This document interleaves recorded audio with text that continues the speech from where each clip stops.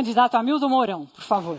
Meu boa tarde a todos, meu agradecimento à Veja e ao Facebook por estar aqui nesse momento.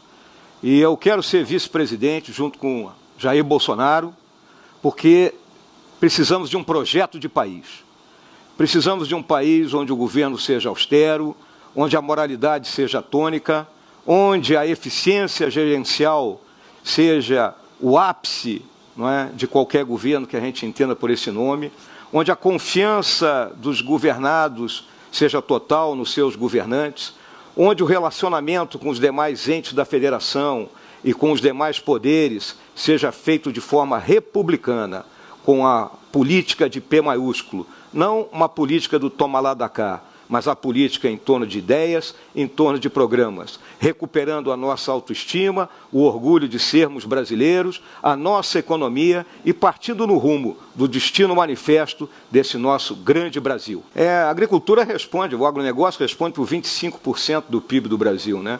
Então não resta dúvida que nós temos que, inclusive, incentivar mais. Nós temos 5 milhões de produtores, dos quais 10% que são aqueles produtores maiores, eles têm realmente assistência técnica, têm maior capacidade. Nós temos que nos voltar para os outros 4,5 milhões de produtores e a assistência técnica para esses produtores, que são os produtores familiares, os pequenos produtores, não é? Tem que ser feita por governo. Então, eu não tenho a mínima dúvida que, no momento em que nós nos debruçarmos sobre toda essa questão do agronegócio no Brasil, os subsídios terão que ser mantidos e nós devemos até expandir mais esse apoio ao agronegócio, buscando incorporar tecnologia e, com isso, fixando mais o homem no campo e aumentando a nossa produtividade. O Brasil tem condições e deve ser o celeiro do mundo. E o agronegócio é fundamental para o nosso país. O que os nossos trabalhadores e produtores do agronegócio podem ter certeza é que, sob o nosso governo, terão todo o apoio necessário, seja na questão da segurança, seja principalmente na forma de desenvolver melhor o seu negócio. Eu lembro, infraestrutura e assistência técnica será objetivo do governo de Jair Bolsonaro. Nós estamos na revolução tecnológica e é fundamental que o governo virtualize os seus serviços públicos. Porque a questão da virtualização está muito ligada à expansão da internet e da rede de celulares, que ainda é muito pobre no Brasil. Bom, o BNDES, aí, ao longo dos últimos governos, ele teve um uso não correto, ele teve um uso político. Não é? Então, aqui, quando o Paulo comentou a questão dos privilégios, isso foi muito utilizado nos governos do Partido dos Trabalhadores, inclusive com captação de recursos a uma porcentagem maior e empréstimos a níveis menor. Essa diferença foi paga por todos os brasileiros e é uma das responsáveis pelo déficit fiscal que nós vivemos no país e pelo atraso da nossa economia. Uma questão que talvez não tenha sido muito debatida, aí a gente não vê, é a nossa política externa. E o Brasil, ao longo dos últimos anos, ele se apequenou nessa aí. Buscou a questão de um assento no Conselho de Segurança das Nações Unidas, né, a tal política Sul-Sul, né, e a própria questão aqui do Mercosul, os nossos vizinhos. Mas é muito importante que a diplomacia brasileira ela se afirme no cenário das nações também como princípios e valores. Né? En passant, abordou essa questão do contrabando de armas e drogas, que tanto devasta o nosso país, mas o que tem que ficar muito claro é que no governo Jair Bolsonaro, a nossa democracia voltará a ser aquilo que o Barão do Rio Branco nos legou. O candidato Bolsonaro, ele, ao longo dos últimos 28 anos, né, ele esteve presente no Congresso Nacional, e a atuação dele pode não ter sido assim, com aprovação de emendas como a sua, né, que tiveram sucesso, mas ele fez um trabalho muito grande em prol das nossas Forças Armadas, dos nossos hospitais, não é? Buscando sempre cooperar com as nossas unidades, com a família militar, que era de onde provia o grande número de eleitores dele. Então eu julgo plenamente que esse período do deputado Bolsonaro dentro do Congresso Nacional foi um período de produtividade para os seus eleitores, que é o que eu considero fundamental quando alguém é eleito para representar parcela da população dentro do nosso Congresso. Eu deixo muito claro o seguinte, o presidente da República ele é um comandante, ele é um decisor, ou seja, ele tem que saber escolher os seus subordinados, colocar os homens e as mulheres certas no local certo, ouvir as suas linhas de ação e tomar a decisão. E Jair Bolsonaro sabe fazer isso como ninguém. A primeira pergunta vai para Hamilton Mourão.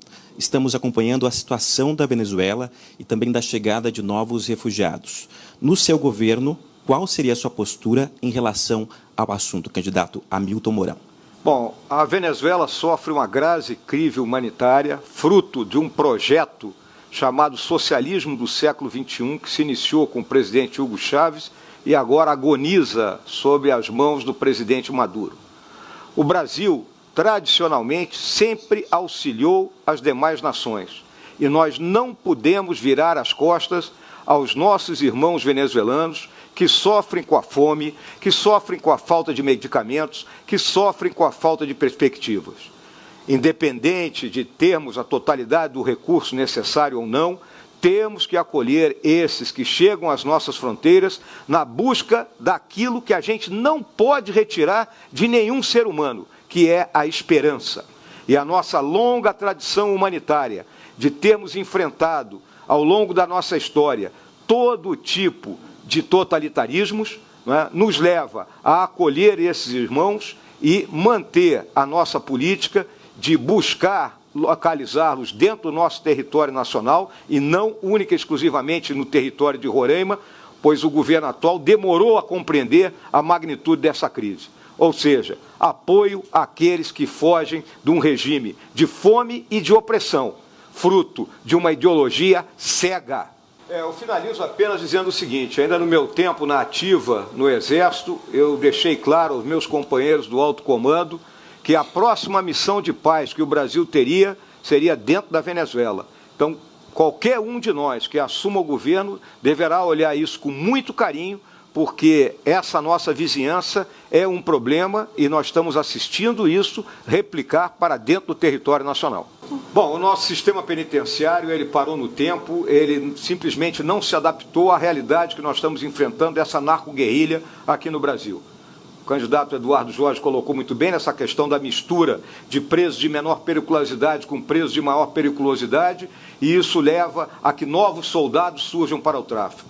A nossa visão é muito clara: temos que privatizar determinados presídios para que neles fiquem de menos periculosidade lá trabalhando, e aqueles que já são presos com crimes mais graves fiquem sob a guarda total do Estado. Jair Bolsonaro e eu fomos formados sob a égide que as palavras conduzem e o exemplo arrasta.